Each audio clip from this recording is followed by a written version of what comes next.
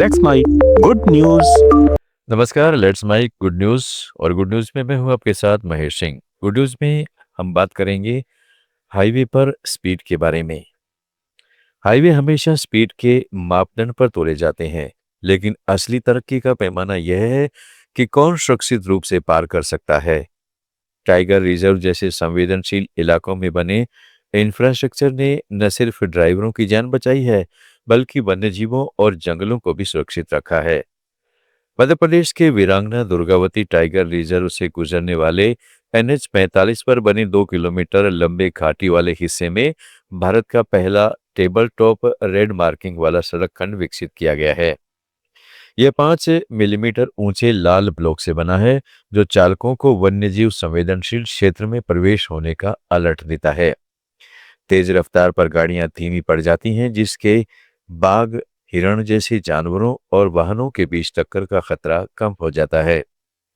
राष्ट्रीय राजमार्ग प्राधिकरण ने इस नवाचार को लागू कर विकास और पर्यावरण संरक्षण के बीच संतुलन का अनूठा उदाहरण पेश किया है।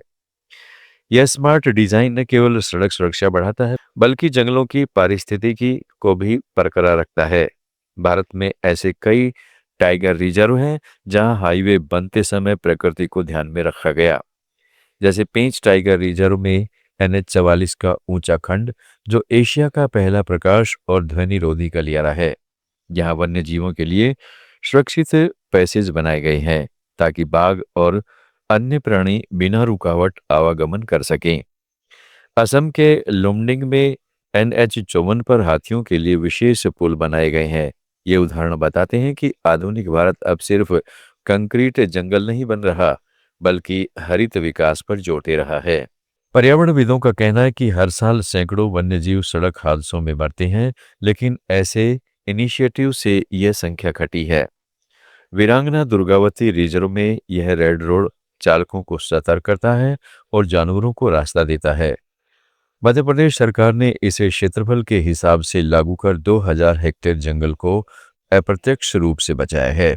यह बदलाव न सिर्फ इंजीनियरिंग का कमाल है, बल्कि नीतिगत इच्छा शक्ति का भी प्रतीक है। जबलपुर भोपाल मार्ग पर यह खंड पर्यटकों के लिए भी आकर्षण बन गया है। लोग इसे देखने आते हैं और सोशल मीडिया पर शेयर करते हैं। विशेषज्ञों के अनुसार ऐसे डिजाइन से दुर्घटनाएं 30% तक कम हो सकती हैं। भारत के 50 से अधिक टाइगर रिजर्वों में हाईवे प्रभावित हैं, इसलिए यह मॉडल राष्ट्रीय स्तर पर जरूरी है।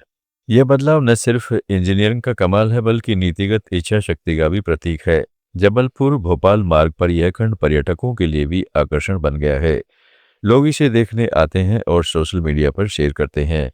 विशेषज्ञों के अनुसार ऐसे डिजाइन से दुर्घटनाएं 30% तक कम हो सकती हैं। भारत के 50 से अधिक टाइगर रिजर्वों में हाईवे प्रभावित हैं, इसलिए यह मॉडल राष्ट्रीय स्तर पर जरूरी है। विकास की दौड़ में प्रकृति को साथ ले जाना ही सच्ची प्रगति है। यह रोड सड़कें लाल हैं, लेकिन इरादे हरे हैं।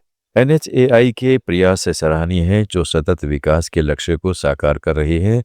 आने वाले समय में और अधिक ऐसे प्रोजेक्ट देखने को मिलेंगे, जो भारत को पर्यावरण अनुकूल राष्ट्र बनाएंगे। यह सिर्फ सड़क नहीं, बल्कि जिंदगियों का पुल है। हमारा तिरंगा सम्मान का प्रतीक है, प्रदूषण का नहीं। गणतंत्र दिवस के बाद लाखों पॉलिस्टर झंडे सड़कों, मिट्टी और नदियों को प्रदूषित कर देते हैं। मेजर जनरल असीम कोहली ने IIT दिल्ली के साथ मिलकर भारत का पहला तिरंगा रिसाइकलिंग सेंटर बनाया है, जो पुराने झंडों को नया जीवन देता है। रिसाइकलिंग, फिर से सिलाई और पर्यावरण अनुकूल तरीके से यह पहल देश को नई दिशा दे रही है। हर साल 26 जनवरी और 15 अगस्त पर करोड़ों तिरंगे लहराते हैं, लेकिन उत्सव खत्म होते ही ये प्लास्टिक के झंडे कचरे में बदल जाते हैं। पॉलिस्टर से बने ये झंडे नष्ट होने पर सूक्ष्म प्लास्टिक कण बनते हैं, जो मिट्टी में घुलकर फसलें खराब करते हैं और नदियों में मिलकर जल जीवों की जान लेते हैं। स्वतंत्रता और गणतंत्र दिवस पर 50 लाख से अधिक झंडे बाजार में आते हैं, जिनमें से 90% पॉलिस्टर के होते हैं। ये न केवल पर्यावरण को नुकसान पहुंचाते हैं, बल्कि देश के सम्मान पर भी खालिक होते हैं। मेजर जनरल आसिम कोहली, जो सेना के सेवानिवृत्त अधिकारी हैं, उन्होंने इस समस्या को गंभीरता से लिया है।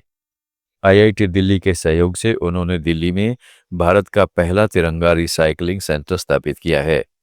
यहाँ पुराने झंडों को इकट्ठा कर साफ किया जाता है, फिर विशेष मशीनों से रिसाइकलिंग प्रक्रिया शुरू होती है। पॉलिस्टर को धागों में बदला जाता है जो नए कपड़ों या झंडों के लिए इस्तेमाल होते हैं। कुछ झंडों को फिर से सीलकर वितरित भी किया जाता है। यह सेंटर पूरी तरह पर्यावरण अनुकूल है, जिसमें कोई केमिकल वेस्ट नहीं निकलता। ये तिरंगा सिर्फ कपड़ा नहीं, हमारी आत्मा है। इसे कचरे में फेंकना अपमान है। रिसाइकलिंग से हम इसे सम्मान देते हैं। यह पहल तेजी से लोकप्रिय हो रही है। स्कूल, कॉलेज और समाज सेवी संगठन पुराने झंडे इकट्ठा कर सेंटर भेज रहे हैं। सरकार ने भी इसे प्रोत्साहन दिया है। केंद्रीय पर्यावरण मंत्रालय ने दिशा निर्देश जारी किए हैं कि सभी झंडे खादी या कॉटन के हों, लेकिन जागरूकता की कमी है। अब ऑनलाइन पोर्टल के जरिए कोई भी झंडा भेज सकता है। डाक या कोरियर से सेंटर तक पहुंचाने की सुविधा है। कई शहरों में संग्रह केंद्र खुल चुके हैं। मुंबई, बेंगलोर, कोलकाता में पर्यावरणविदों का मत है कि यह कदम प्लास्टिक प्रदूषण रोकने में मील का पत्थर साबित होगा। हर नागरिक का कर्तव्य है कि तिरंगे को लहराने के बाद उसे सम्मानपूर्वक रिसाइकलिंग सेंटर भेजें। आइए अपने तिरंगे को अपमानित न करें, उसे रिसाइकलिंग के जरिए नया जीवन दें और देश की आत्मा की रक्षा करें। यह सच्ची देशभक्ति है जो पर्यावरण बचाती है और सम्मान बढ़ाती है। भारत का लोकतांत्रिक तंत्र दुनिया का सबसे बड़ा और सबसे जटिल है। यहाँ हर वोट की कीमत एक समान है, चाहे वह हिमालय की बर्फीली चोटियों पर रहने वाला वोटर हो या अंडमान की घनी जंगलों में छिपा आदिवासी। गणतंत्र दिवस के इस पावन अवसर पर जब हम अपनी संविधान की महानता को याद करते हैं, आइए नजर डालें उन अनकहे नायकों पर जो चुनावी जंग लड़ते हैं। यह है हमारे चुनाव अधिकारी जो रास्तों की कमी, सिग्नल की अनुपस्थिति और खतरनाक भूभाग के बावजूद हर मत को सुरक्षित पहुंचाने का संकल्प लेते हैं। कल्पना कीजिए, लद्दाख के 18,000 फुट ऊंचे दुर्गम इलाकों में यहाँ सड़कें महीनों बर्फ से लिपटी रहती हैं, फिर भी चुनाव आयोग की टीमें पैदल चलकर, खच्चरों पर सवार होकर या हेलीकॉप्टर से उतरकर पोलिंग बूथ स्थापित करती हैं। 2024 के लोकसभा चुनाव में लेह लद्दाख क्षेत्र में अधिकारियों ने 30 डिग्री की ठंड में वोटिंग मशीनें पहुंचाई।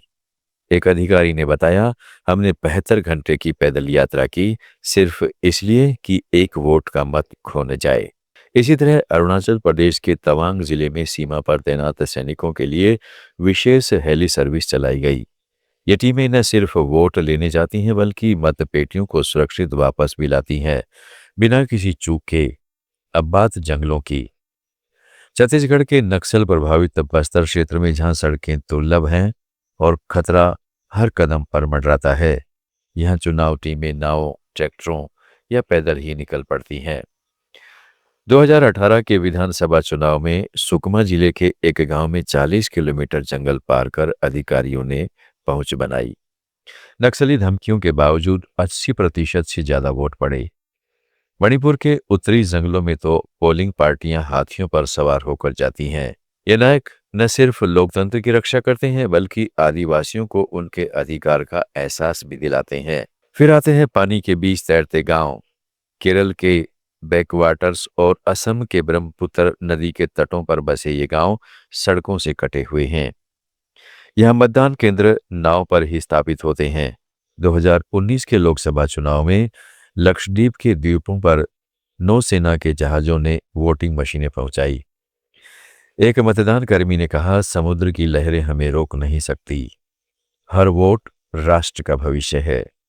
पूर्वोत्तर के मिजोरम और नागालैंड में नदियों के ऊपर अस्थायी पुल बनाकर टीमें पहुंचती हैं। ये कहानियां बताती हैं कि भारत का चुनाव तंत्र कितना मजबूत है।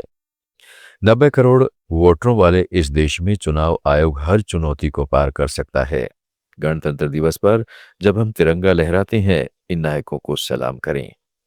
ये साबित करते हैं लोकतंत्र की रक्षा के लिए कोई दूरी बड़ी नहीं है, कोई बाधा कठिन नहीं है। हर वोट के साथ भारत की यात्रा जारी रहेगी। गुड न्यूज में आज इतना ही।